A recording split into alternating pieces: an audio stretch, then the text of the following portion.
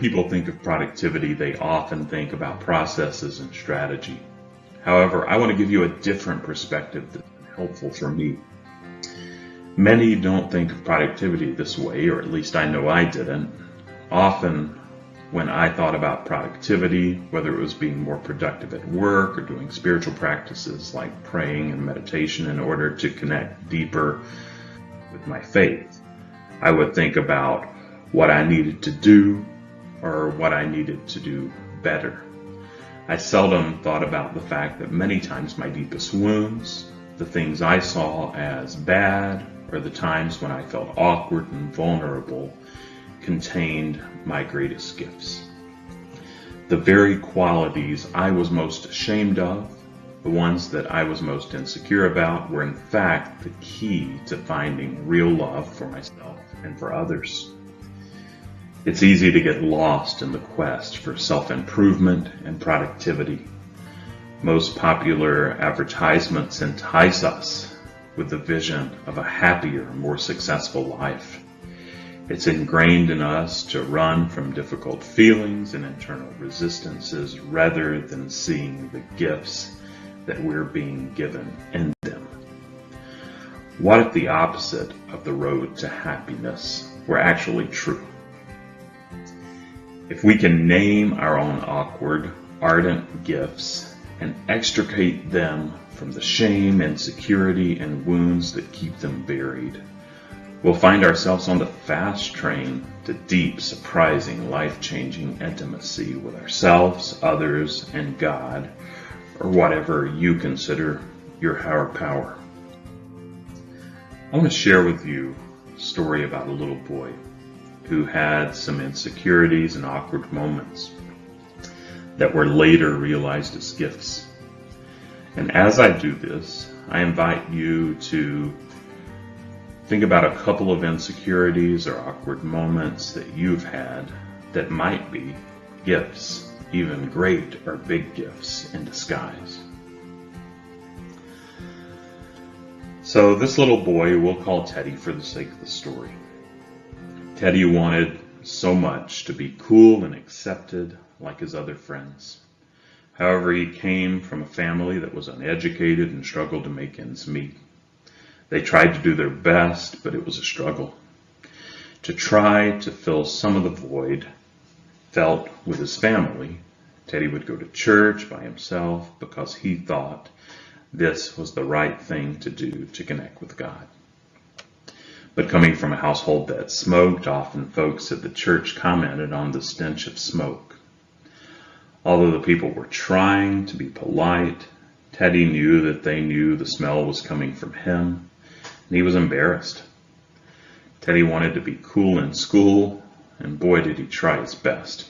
However, since his house was infested with bugs when he would open his backpack, bugs that had come into it overnight would come out, and his fellow students would make fun of him. And it's natural to think that this is horrible, and it is pretty bad. But it's natural to think that it'd be almost impossible for anything good to come of it. And you might not believe me, though, if I told you that Teddy did make the most of it. However, and he went on to be the first in his family to go to and graduate from college. He probably wouldn't have called them gifts at the time either. But Teddy went on to see that not having others for support at times gave him the resilience to press on and to find resources. This resilience and the resources that he found would not have been found if Teddy had had the support that he needed. Coming from a family that was less fortunate also gave Teddy the gift of having a deeper compassion and understanding for those who are less fortunate. And finally, Teddy's struggles gave the gift, the example of hope to others who may think that things are hopeless. And you may know a kid like Teddy. I know this kid well. I know him well because his name isn't Teddy, it's me, Timmy, the little Tim that lives inside of me. I still have to remind him often that he's deeply loved. He's beloved, dearly loved. Maybe you need to remind the little one inside of you that they're deeply loved too. Psychologist and author Brené Brown gives 10 guideposts for wholehearted living. These have been helpful for me, and you might find them helpful too. Let me give you 3 of the guideposts, and I'll put a link in the comments below to a PDF where you can get the other 7. Guidepost number 1, cultivating authenticity and letting go of what other people think. You can't change what others think, but you can change about how you respond. Number 2, cultivating self-compassion and letting go of perfectionism. We have to love ourselves well before we can love others well. Number 3, cultivating your resilient spirit, letting go of numbing and powerlessness. Instead of numbing out with addictive tendencies, know that we have the power to create change, and we're resilient enough to do that as human beings. And again, just click below and you can get the other 10 guideposts that you see on your screen, and I hope you find them helpful. Ironically, I've found that in doing all of this and practicing these guideposts, I'm more grounded and I'm a more secure and confident person, and I'm in a better state. I'm more productive and connected to myself, God, and others.